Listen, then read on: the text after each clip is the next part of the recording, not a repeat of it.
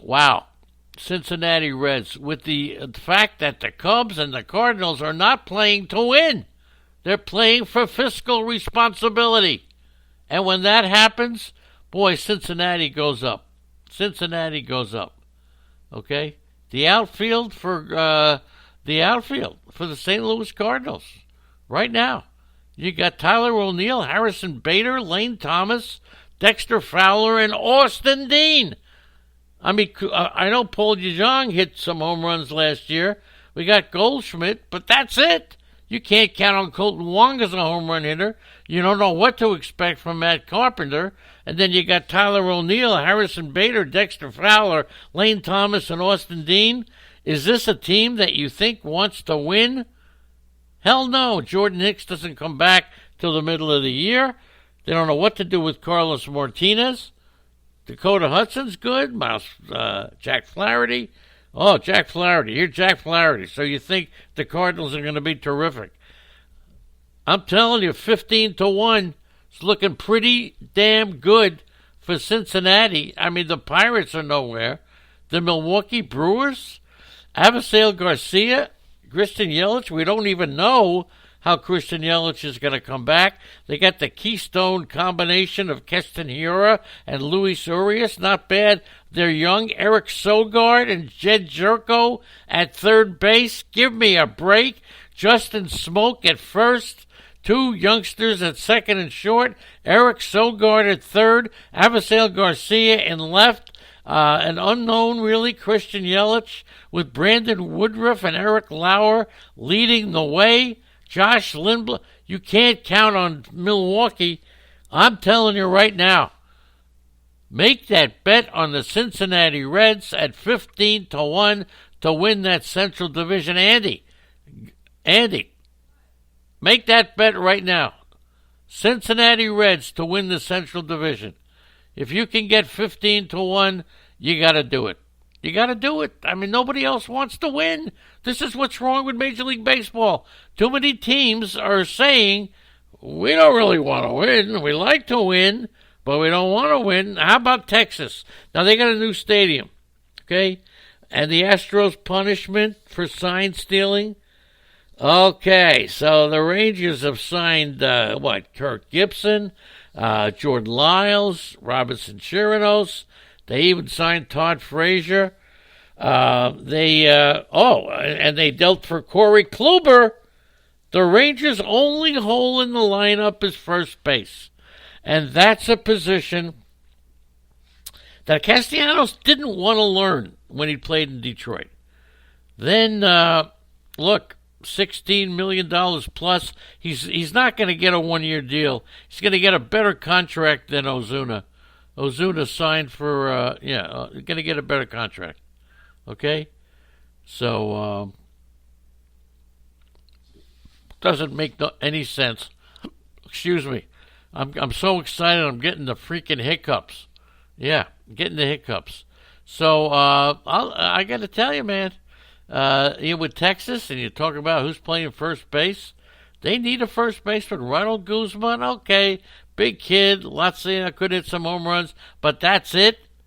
That's it. Todd Frazier at third. Joey Gallo, he's going to play right field. So there you go. That takes care of that. And then finally, boy, I'll tell you where he really fits, but it ain't going to happen. He really fits. Castellanos really fits in Cleveland as an outfielder. The Indians, of course, outfield starved once again. They did it last year. They're doing the same. They got Jordan Luplow in left, Delino DeShields in center, Bradley Zimmer, and Oscar Mercado. Franmil Reyes, I'm putting in as a DH.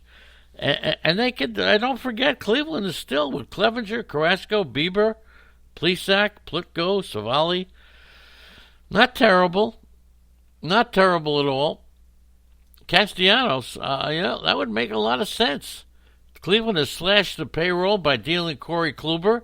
They're making, they're making noise about Francisco Lindor, and they started making a little noise about Nick Castellanos going the other way. So, okay, and there you go. And they, look, wouldn't be surprised. So that Castellanos' skill set in the outfield. With don't forget they have a new analytics focused front office. So whatever, and then you hear talks. We don't know what to make of Nolan Arenado, but Texas and St. Louis, okay, really the odds aren't great that Arenado's going anywhere. But you heard him.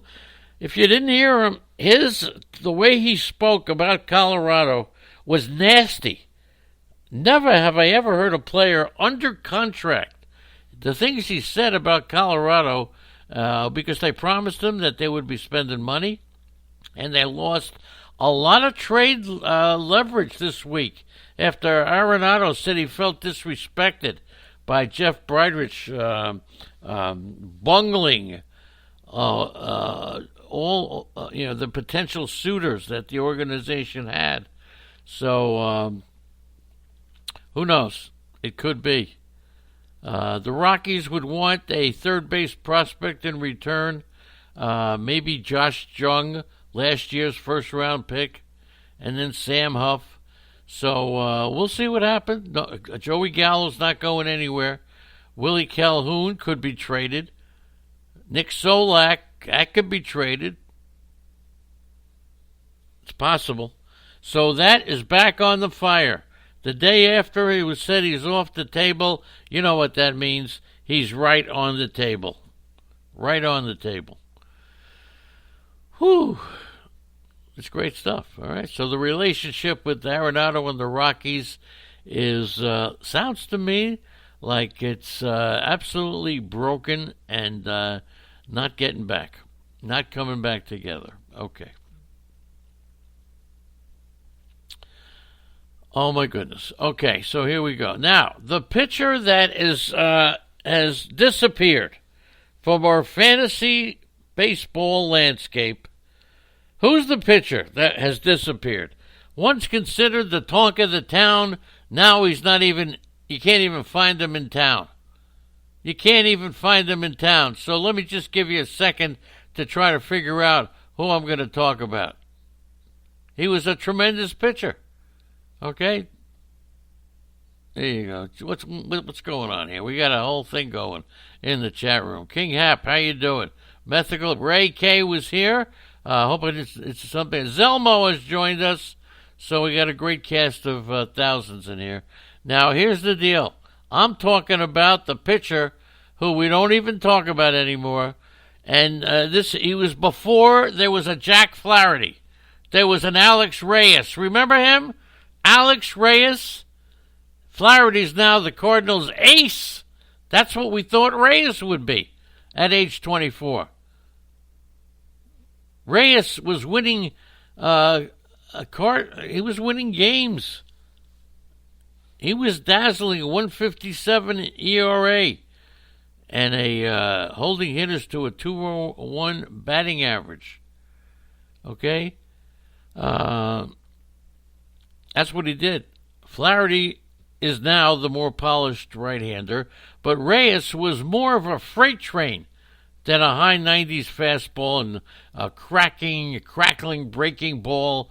He had the makings of a great changeup. It was coming along, and there you go.